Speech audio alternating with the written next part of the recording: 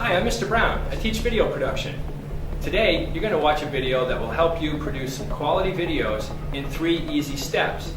The 3 steps of the video production workflow are first, pre-production, a little writing and design.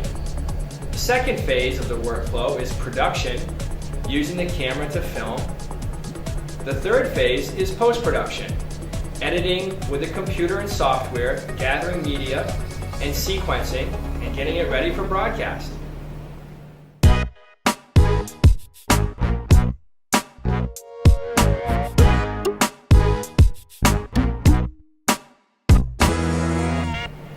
The first phase of the video production workflow is writing and design and pre-production. We like to write a concept. I think the concept will help you and/or your production crew get your thoughts together about what you'll be filming and what the video is about. There's 5 aspects to the concept. The concept shouldn't feel like homework. It's a chance for you and/or your production team to get your thoughts together. Maybe a simple meeting, grab a piece of paper, jot down a few notes. The first is, what is your message? What are you informing your audience about? The second is scenes and participants. Who will be participating in the video? Where will you film it? The third is design and style. Design and style is a little more complex, but it's kind of like this. Will it be fast-paced and upbeat, sort of energetic? Will the video be a little calmer music? What will you be informing us about? That often dictates the style of your video. If it's about sports, maybe it will be upbeat, fast cuts. If it's about a chemistry lab, perhaps it will be a little slower. Maybe some interviews, you get the idea. Jot down some notes about your design and your style. The fourth aspect of the concept is the production schedule. Jot down how long it should take you to film and edit the video. Not all videos are the same running time or the same complexity of design, so one might be very short and sweet, the next might take a little doing, a little more editing. The fifth aspect of the concept is equipment and permissions. Jot down a list of equipment that you might need for your production. Things like the camera, computer, and software come to mind easily, but perhaps you need some props. Perhaps you need a specific location. And you'll need to get permission to film in those locations, as well as get broadcast permissions from all of your participants.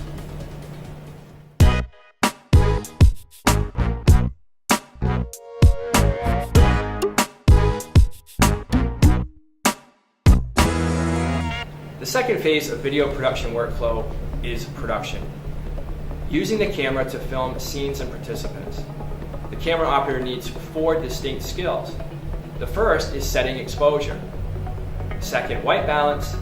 The third, focus. And the fourth, audio recording.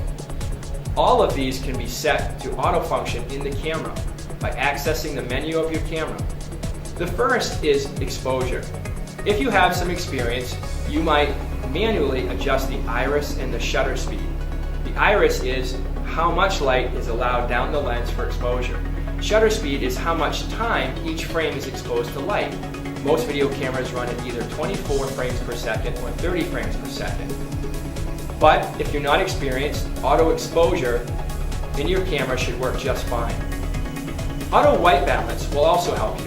White balance allows the camera to color correct for light sources. Various light sources omit certain areas of the light spectrum.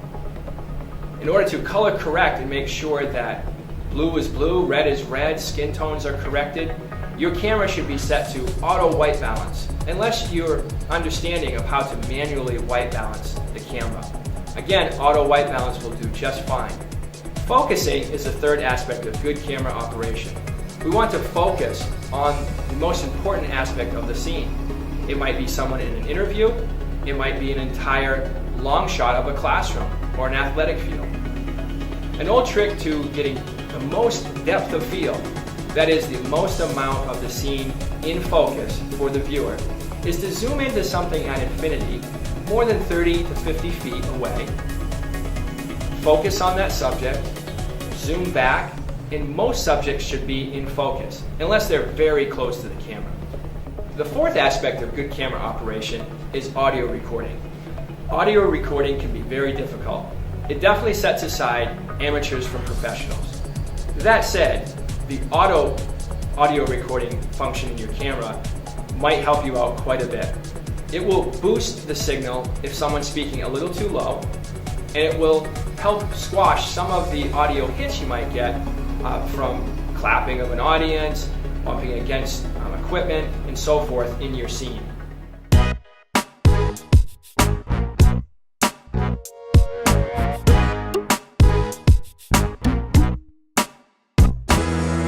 The third phase of the video production workflow is post-production, or editing.